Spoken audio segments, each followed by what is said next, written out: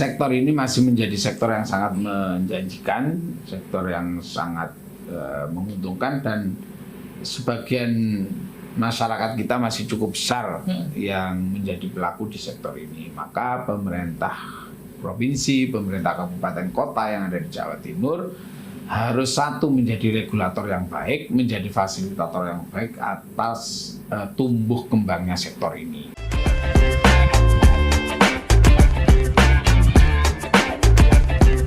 Balik lagi di podcast Suara Rakyat Empower, ditemenin lagi nih di sini sama Nika Mang Santai yang paling mempesona.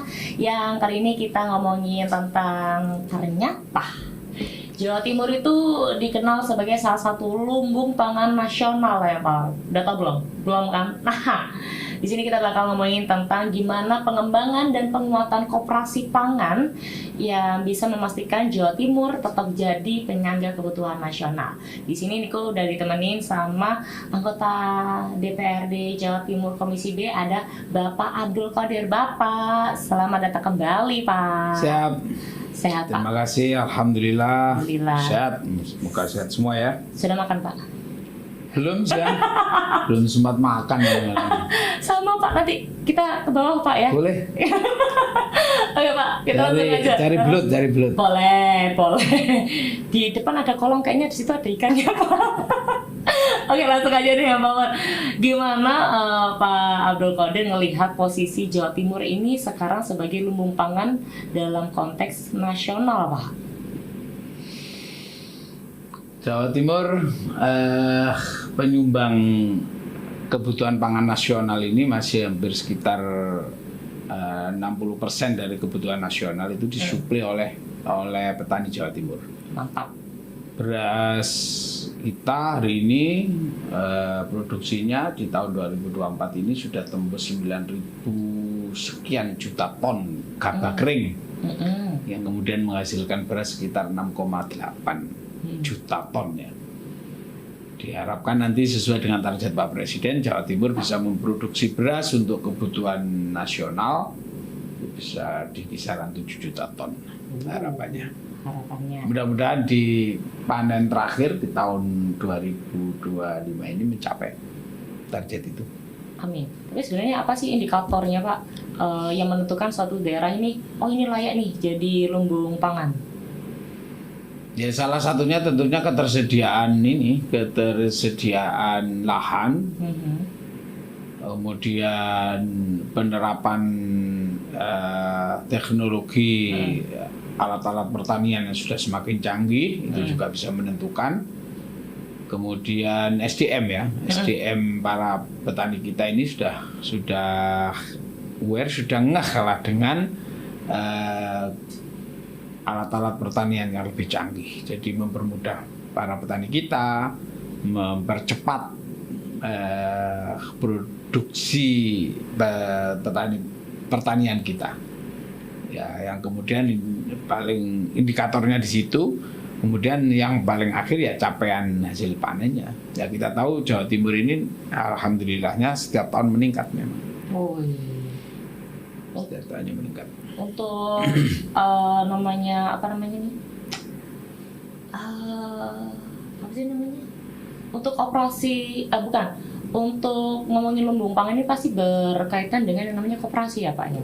Nah ini sejauh mana sebenarnya koperasi produksi pangan di Jawa Timur ini udah memenuhi kebutuhan lokal sekaligus juga mensuplai untuk daerah lain Pak?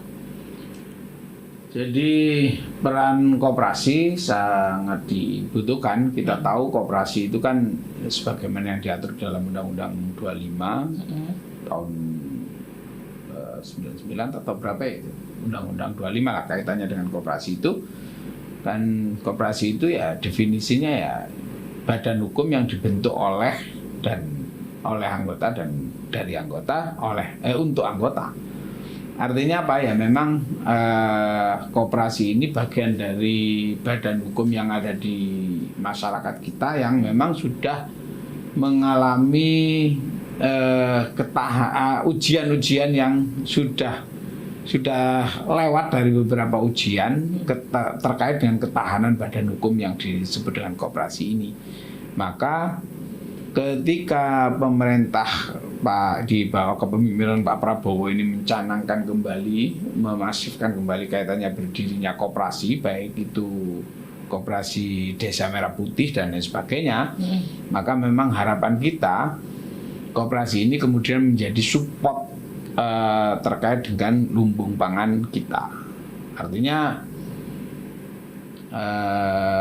seluruh sistem mekanisme pangan kita bisa sedikit bisa dikendalikan atau paling tidak bisa diharmonisasi dengan berdirinya koperasi yang ada di desa-desa itu. Nah, kalau boleh tahu koperasi Merah Putih yang sudah jadi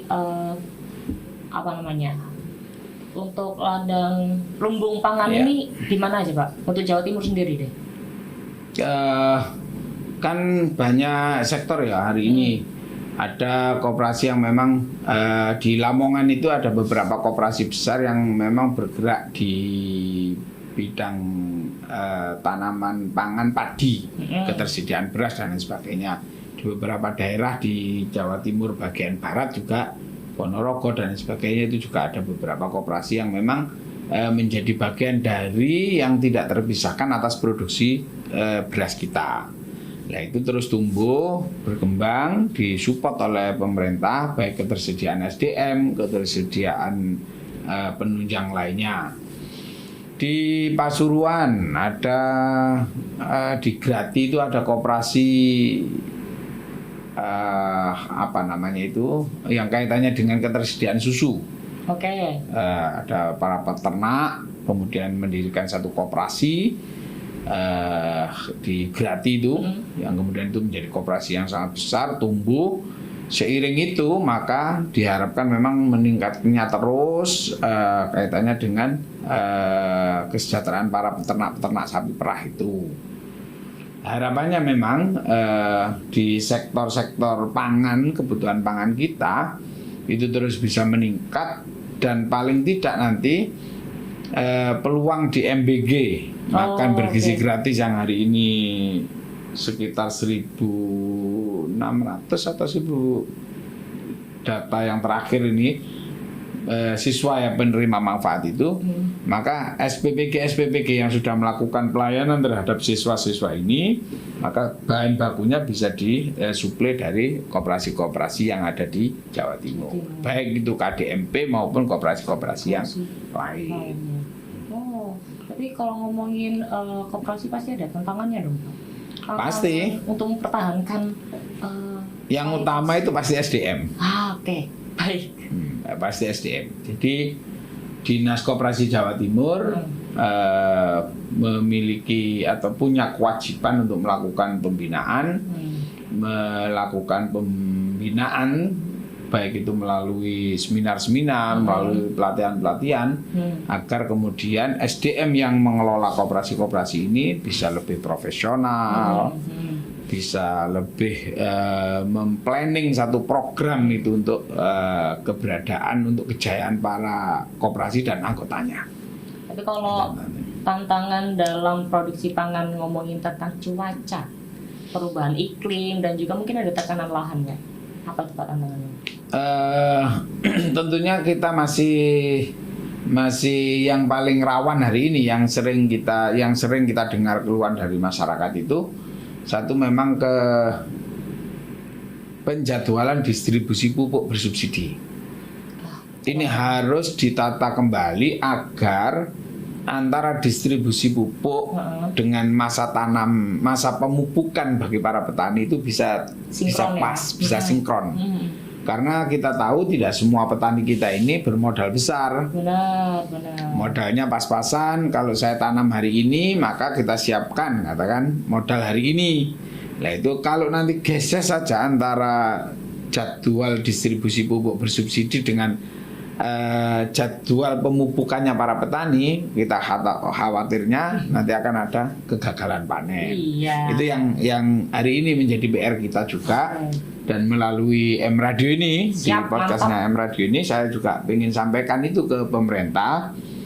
Coba deh tata ulang lagi kaitannya dengan jadwal distribusi pupuk subsidi agar tepat dan sinkron dengan kapan jadwal pemupukan yang dilakukan oleh para petani kita. Yang kedua itu masih banjir.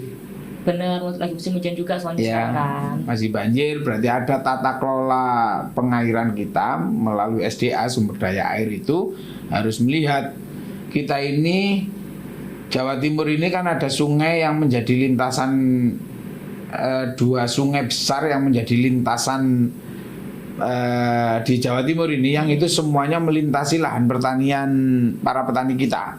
Kalau di belahan utara ada namanya sungai yang menjadi aliran Bengawan Solo, yang di selatan itu ada apa ini? Yang dari Kediri itu Berantas, Sungai Berantas.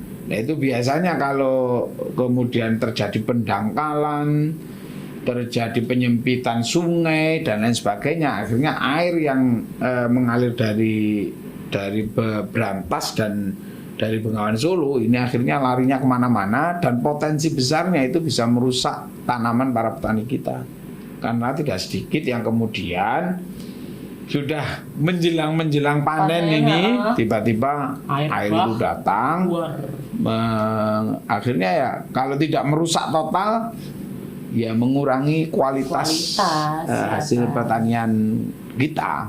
Nah itu yang ke depan kayaknya teman-teman di Dinas Pertanian bersinergi saja dengan teman-teman di SDA sumber daya air itu untuk mengelola air ini dengan benar dan baik. Tentunya begitu. Yang ketiga di beberapa daerah kita, Lamongan, Gresik Selatan, Dalong Panggang, Benjeng yang kebetulan dapil saya. Oke, baik. Dapil saya ini Lamongan Gresik. Warga Gresik nih, Bos.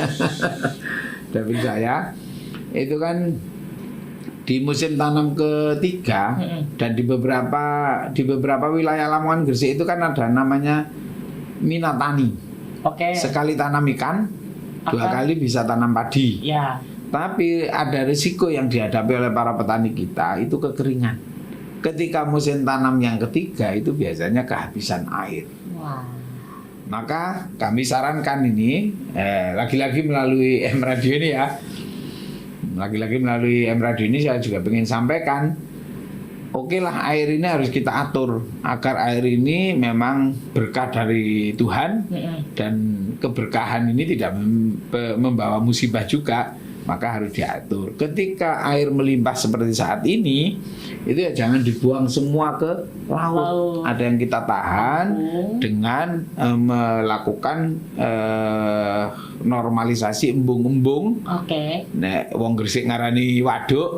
Nah, waduk itu kita normalisasi untuk bisa menampung air sehingga nanti musim tanam yang ketiga ini tidak mengalami kekeringan atau kurangnya air. Memanfaatkan waduk yang ada ya. Ya itu yang kendala-kendala di sektor pertanian kayak gitulah. Ya mungkin itu yang harus diurai lah. Semoga aja benar-benar dari pemerintah bisa mendengarkan ya kan. Berarti yang waduk di Gresik masih belum ada atau belum dimanfaatkan? Sudah ada tapi belum dimanfaatkan, Pak. Jadi beberapa waduk yang ada itu baik itu aset yang dimiliki oleh provinsi maupun aset yang dimiliki oleh kabupaten atau bahkan ada waduk yang aset itu dimiliki oleh nasional oleh pemerintah pusat. Itu hari ini ya belum sepenuhnya optimal dalam fungsinya. Sedih banget. Ya kita tahu lah waduk, kalau di Gresik itu ada waduk bunder. Waduk bunder itu bisa kita manfaatkan airnya sebenarnya nanti ketika musim tanam yang ketiga itu untuk bisa mengairi lahan pertanian yang ada di Dahan Rejo. Nah itu bagaimana upayanya, bisa saja kita sudet, kita bikinkan gorong-gorong irigasi untuk bisa mengairi sawah-sawah yang ada di Dahan Rejo dan lain sebagainya. Di Nduduk itu ada juga waduknya milik provinsi di desa Panjunan. Luas juga itu. Kalau tidak salah sih kabar yang saya terima itu 15 hektar. Nah, itu waduk itu bisa ditata, disehatkan ulang, ya dinormalisasi. Normalisasi agar nanti bisa menampung air sehingga kebutuhan air para petani kita ketika musim tanam ketiga itu tidak sampai kehabisan air. Padahal sudah punya, kenapa tidak dimaksimalkan dengan baik ya kan? Lagi-lagi anggaran. Mudah-mudahan lah nanti fiskal kemampuan fiskal daerah kita terus meningkat. Pasti dong ya kan, habis ini masuk ke tahun 2026 pasti akan lebih baik lagi ya kan. Amin, amin. Amin. Nanti kita akan balik lagi yang Power di segmen yang kedua, jadi jangan kemana-mana ya.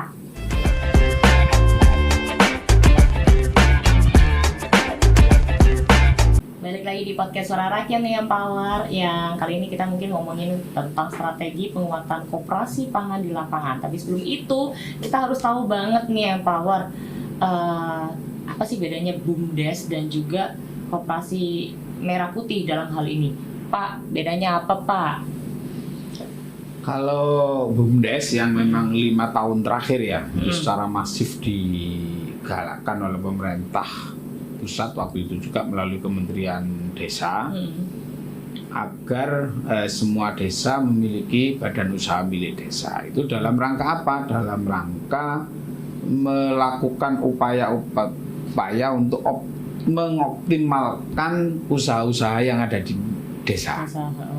Bagaimana kemudian potensi yang dimiliki oleh desa itu bisa terkelola dengan baik, kemudian bisa tersalurkan, terdistribusikan dengan baik melalui badan usaha milik desa. Itu cita-citanya. Nah, BUMDes itu bisa saja mengelola, katakan satu desa memiliki potensi pariwisata, maka BUMDesnya bisa masuk ke sana sebagai pengelola. Nanti investasi di BUMDes bisa dibagi ke masyarakat semuanya, bisa berinvestasi ke sana. Oh, ternyata ada potensi lain di desa itu, kayak lagi-lagi di Gresik. Desa kami ribuan tumbuh yang namanya apa yang ada di yang kemudian jadi nama pariwisata yang dimenanti itu lontar. Pohon lontar. Oh, pohon lontar ini menghasilkan legen, menghasilkan beberapa produk minuman lah. Nah, itu dilakukan oleh badan usaha milik desa, difasilitasi oleh BUMDes ini, yang kemudian itu menjadi produk unggulan desa.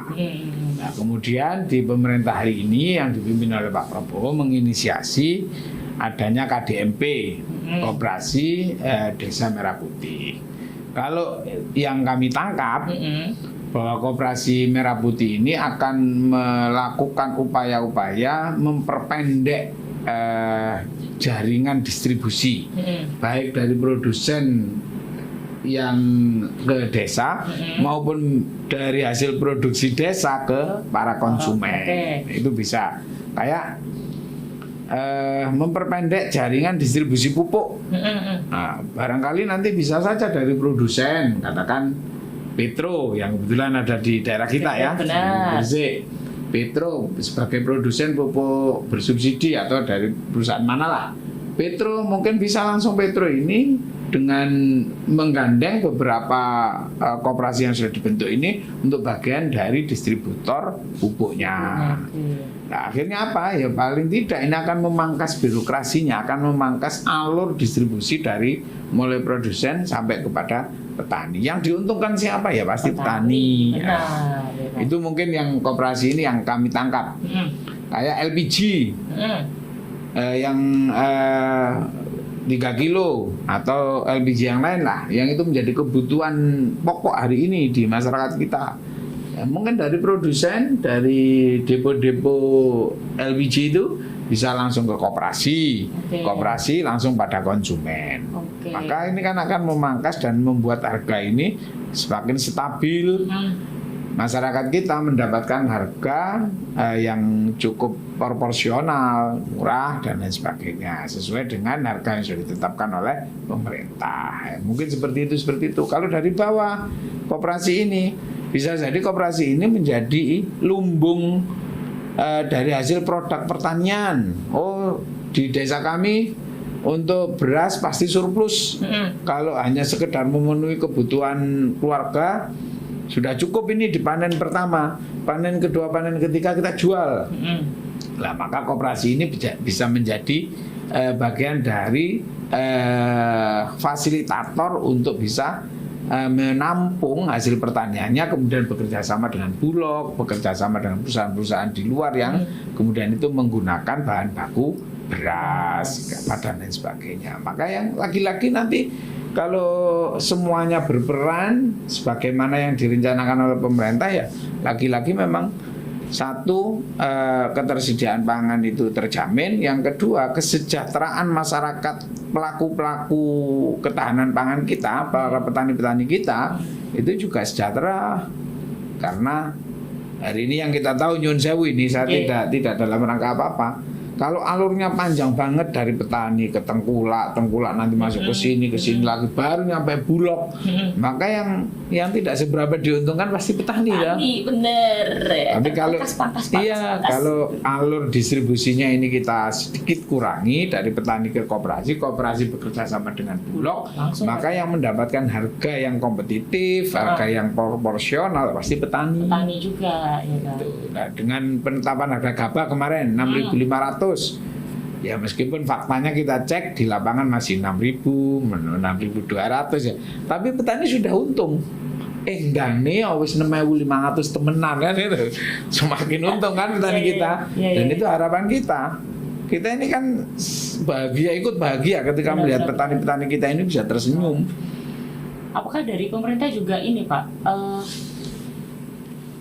bekerja sama dengan, ya itu dulu tadi yang pertanyaannya bedanya. Jadi nanti biar tidak terkesan berebut lahan. Bahwa koperasi dengan BUMDes ini berbeda. Akan memiliki entitas masing-masing, akan memiliki lahan kerja masing-masing yang sudah dibagi berdasarkan aturan masing-masing juga. Jadi tenang saja, bisa jadi BUMDes dengan koperasi bersinergi juga, ya kan, tidak menutup kemungkinan. Iya. Gitu.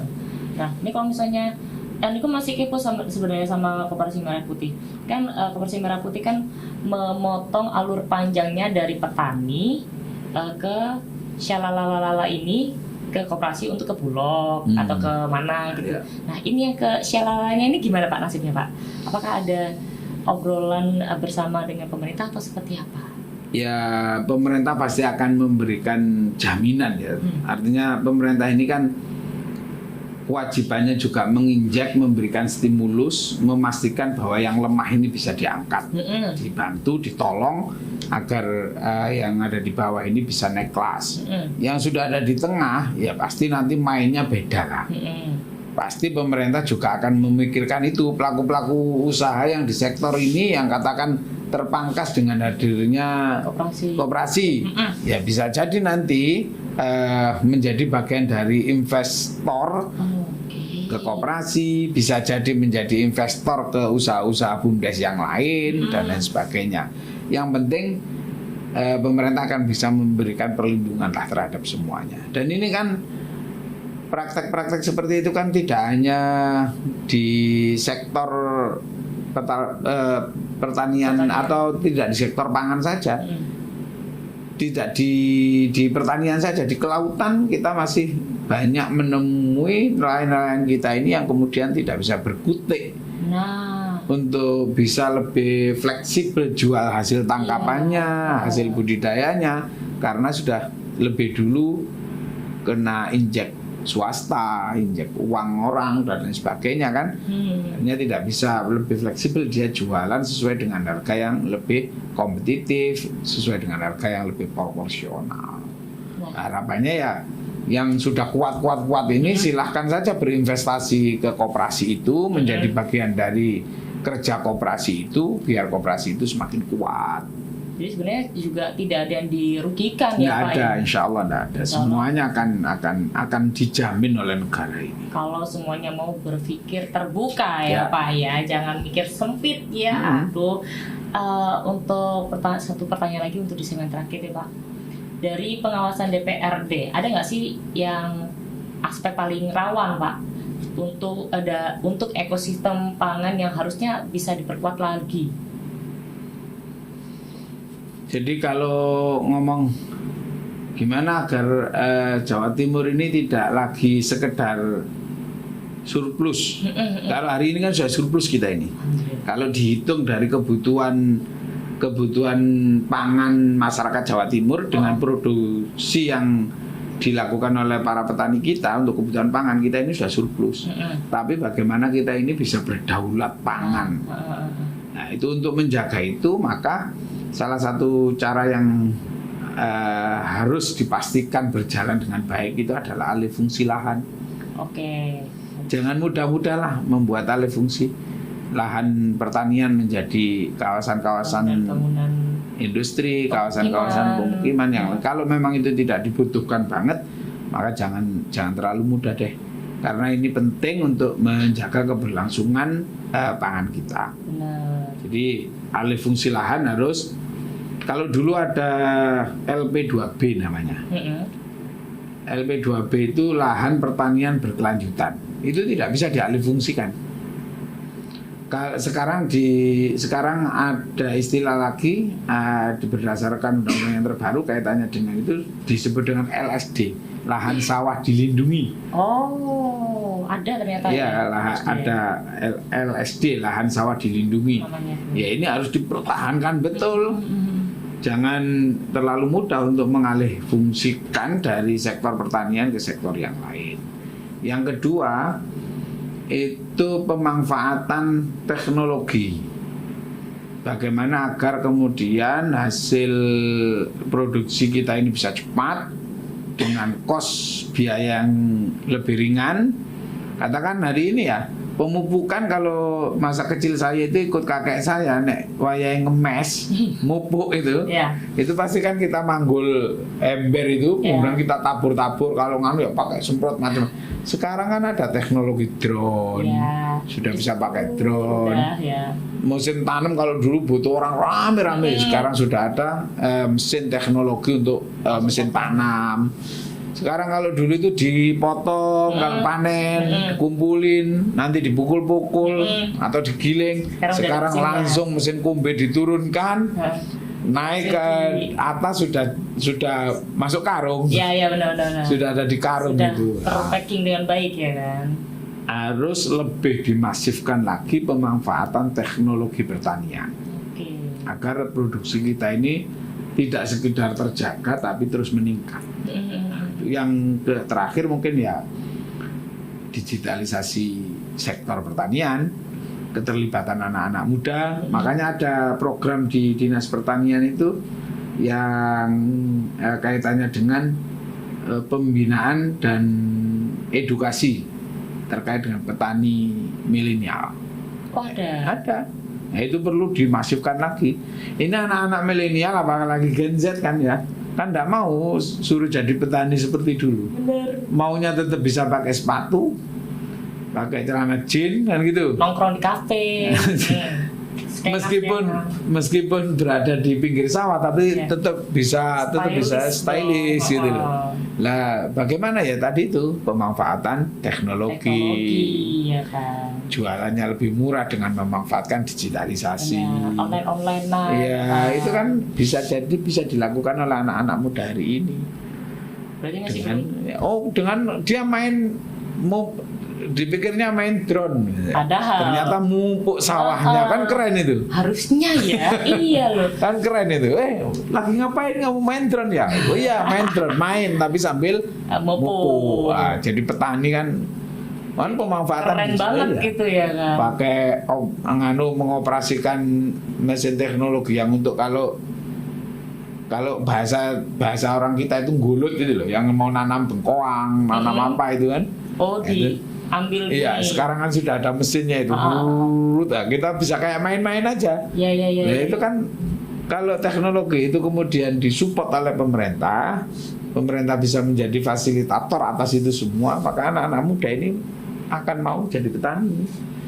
Kalau sekarang anak-anak milenial Gen Z suruh nyangkul kayak dulu ya tidak mau becek-becek sih Pak sebenarnya ya. Teknologinya sudah tersedia, tinggal bagaimana kemudian itu kita lakukan. Insya Allah 3 hal itu kita pertahankan lah.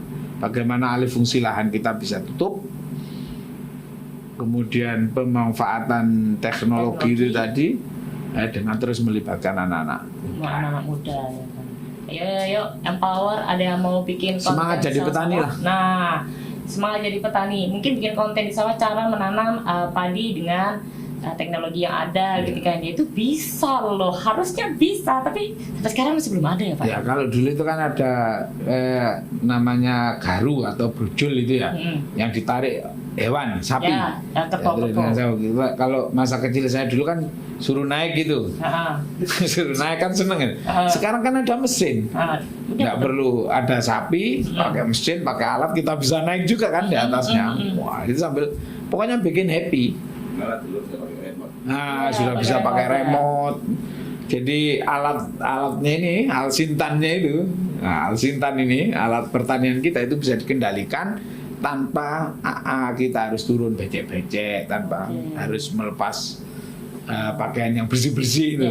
Kita tetap bisa bersih tapi tetap bisa bertani. Pokoknya kalau nanti ada keterlibatan yang cukup masif teman-teman, kampanye menjadi petani itu menghasilkan, insya Allah nanti tidak terlalu sulit, anak-anak muda kan juga siap untuk menjadi petani. Hidup petani Jawa Timur. Hidup petani Jawa Timur, yuk bisa yuk anak-anak muda Jawa Timur, yuk bisa yuk. Nanti kita akan balik lagi yang Power di segmen yang terakhir, di segmen yang ketiga. Jangan mana-mana.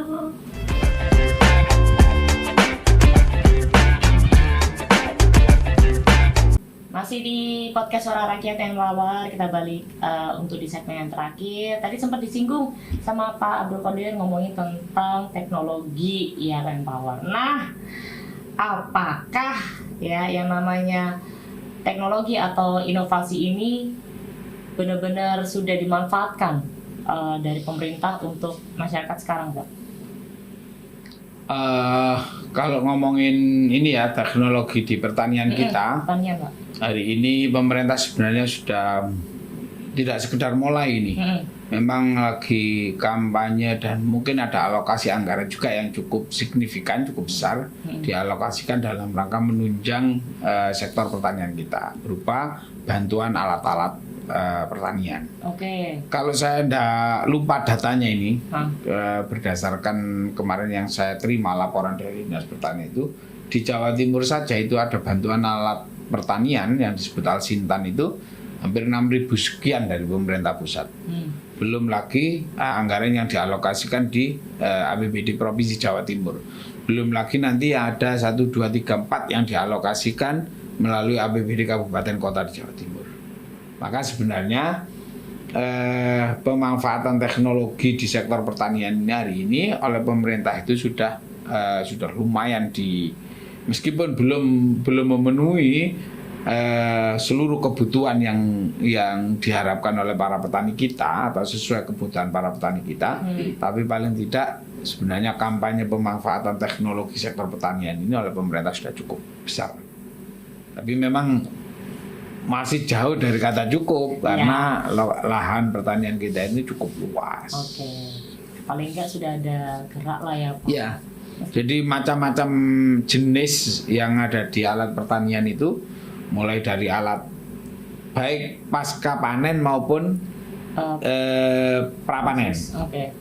Jadi ada alat-alat pertanian yang digunakan sebelum masa tanam, menggarap lahannya. Nah, ada alat-alat yang dimanfaatkan ketika panen atau pasca panen, kayak apa ini yang kita tahu hari ini.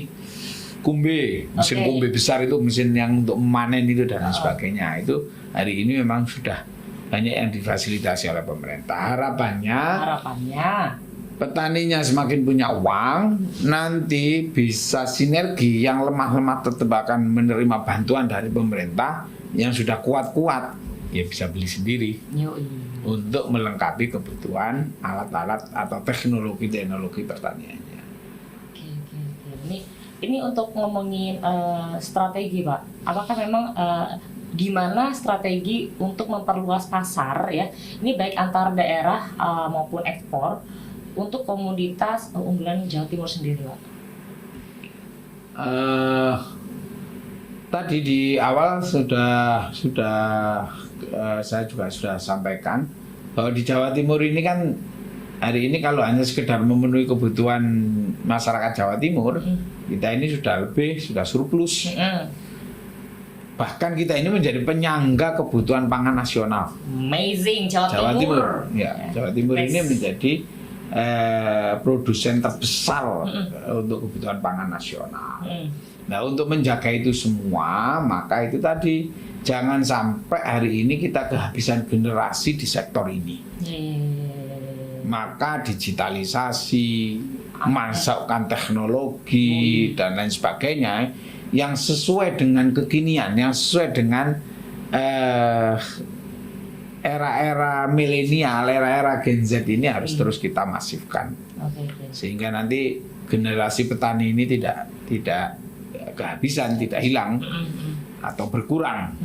Berarti di sektor ini masih cukup besar peluangnya.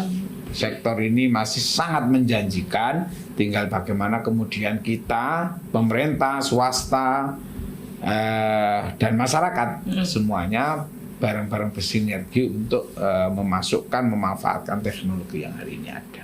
Terakhir Pak, pesan dari Bapak Abdul Qodir untuk Pemda biar penguatan lumbung pangan ini nggak cuma fokus di produksi tapi juga distribusi dan juga cadangannya Pak. Silakan Pak. Baik, jadi